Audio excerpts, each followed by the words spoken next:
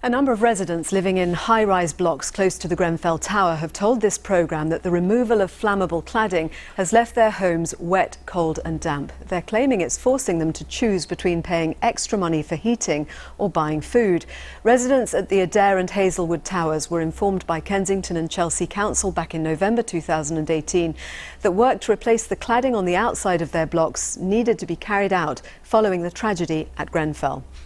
Our reporter Greg Mackenzie has been to meet a number of residents this morning. Well, I'm here on the 7th floor of Hazelwood Tower, a block just opposite Grenfell Tower, which is just in the distance there. An eerie reminder really for residents of what happened here 2 years ago.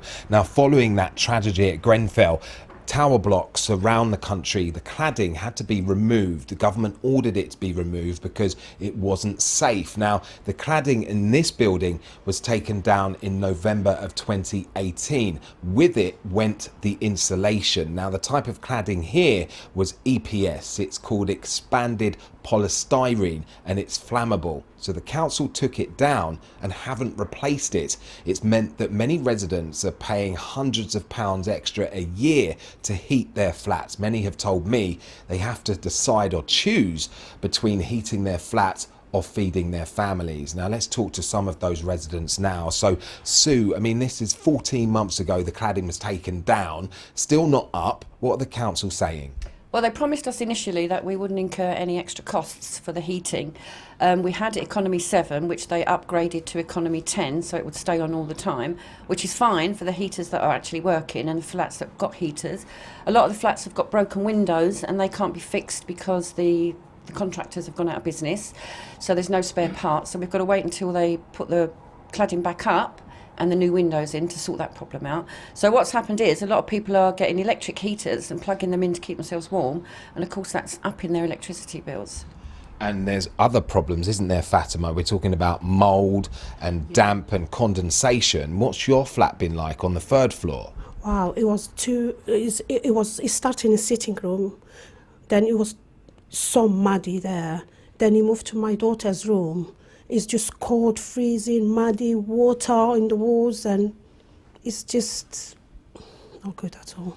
And I know you went to the council, and tell us what they advised you to do. Didn't they give you some items? Yeah, they give me gloves and blankets, and they told me just warm yourself with this. So they gave you hat, blankets and gloves and told you to go home? Yeah, they just provided it to me, and that just that. And you find that is no, that... it's not enough. It's not. I have to use my own heaters. I have to use my own electricity, and the bill is very high. Wow. Yeah. It's ridiculous that they gave her hat and gloves. It's just ridiculous. You know, the work that's gone on the outside is not supposed to have an impact on any of our lives, and it's having a huge impact on some of our residents. So ridiculous that they did that. Well, thank you, Fatima and Sue. Let's now go and talk to Richard and Darren. They live on the 9th floor, and one of them's described this block as acting like a sponge because when it rains, the water is being absorbed into the walls, into their flats. And Richard here suffered already a chest infection. So, Richard, Darren, I mean, what do you want to happen? Ultimately, you want this cladding, the insulation replaced. The council is saying, look, we're going to do it in July. Yeah, well, it's the time frame that I'm worried about. You know, they say July, but last year we were promised that I have in writing that they said they were going to replace the lifts by last summer, and they haven't been replaced as yet. And what concerns me is the cladding has only the cladding from the contractors has only just been put out to tender at Christmas time in December. So I'm just worried about the time frame and when it is going to go back up. They have treated my wall for the mould, but the water is still forming pools on the kitchen floor. There's pools of water on the kitchen floor still. They've put 6 layers of some sort of treatment on the kitchen wall, but it's not having any effect really. It's stopped the mould, but not the condensation forming. And for yourself, Darren, I mean, you're not happy. I mean, what's the last 14 months been like? You've already gone through one winter. Yeah, it's been pretty miserable, to be honest with you. Unfortunately, the council haven't learned any lessons after Grenfell. Yeah, they're full of empty promises. You know, they promise that they're going to compensate us, but nobody's received anything yet. So, yeah, it's been pretty miserable here.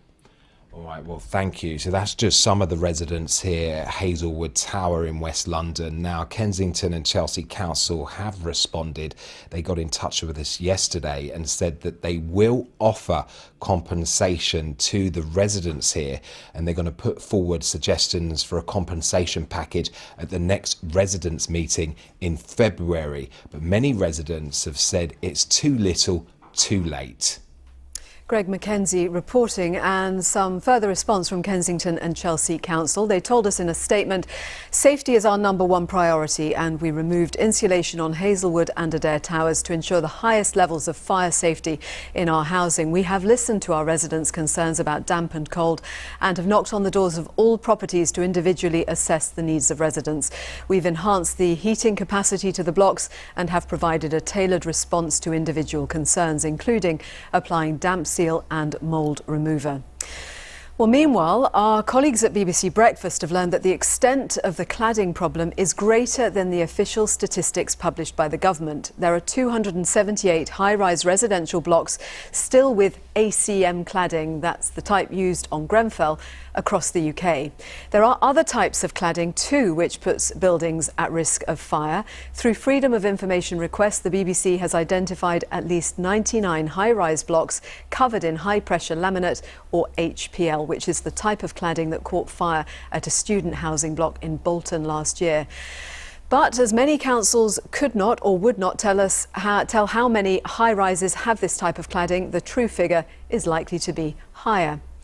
Dr Claire Benson is a fire specialist at London Southbank University. She's looked into the issue of cladding and tower block safety, and she joins us now. Thank you very much for joining us.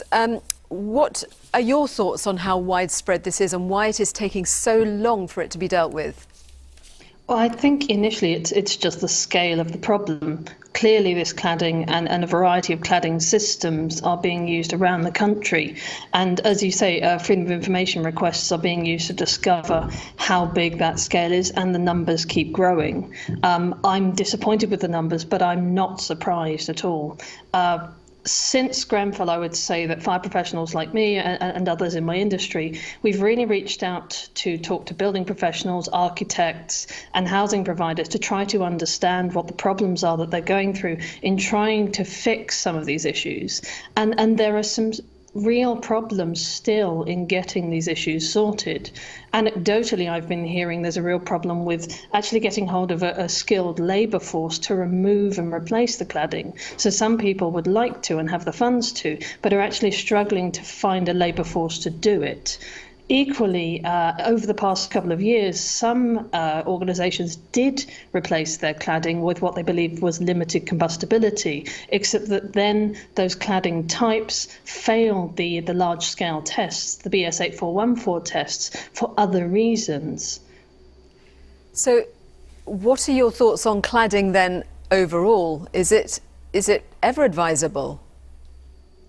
I think it is in some circumstances, but we need to be really careful about how we use it and what materials we use. I think there's still a lot of questions around which materials are safe in which scenarios, and particularly residential buildings and buildings where we have vulnerable individuals. So where we have elderly people, children, people with mobility issues, people with visibility impairment.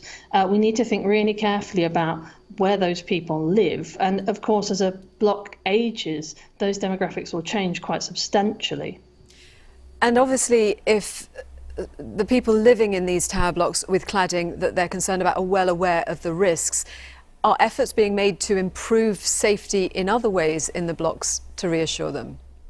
So my understanding is that where these blocks have been identified, as far as I'm aware, certainly local fire services have put out enforcement notices and similar things to advise on what people should do, and that building owners or operators are putting in place other fire safety measures, such as fire wardens you'll hear maybe wandering the corridors, to try and make sure that those environments are still safe, even though they have materials on the outside that will in fact promote the spread of fire. As a fire specialist, how concerned are you that there are so many buildings out there still with these flammable claddings on them?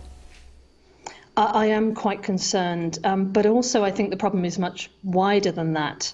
Over the past few years, there have been a number of fires which didn't perhaps contain cladding, but contained other issues with fire spread. So there have been wood on the outside of buildings, for example, on balconies. There have been some fires recently that have actually suggested that there may not be fire stopping inside buildings to the level we would want it to maintain what we call compartmentalisation, so to make sure that one compartment is protected from a fire in the next. I think we need to explore sprinklers again and understand where they would best be used and how to protect residents using them. And also, there's been a real problem with fire safety assessments. Again, fire service reports and findings have found that they've gone back to look at buildings which had been assessed as safe, and actually they found fault with them. So I'm really glad to see that the independent review of building regulations led by Judith Hackett has highlighted a lot of these issues, and that they've highlighted that we need decent qualifications to make sure the right people are assessing fire safety in these buildings when we assess them. Dr Claire Benson, thank you very much.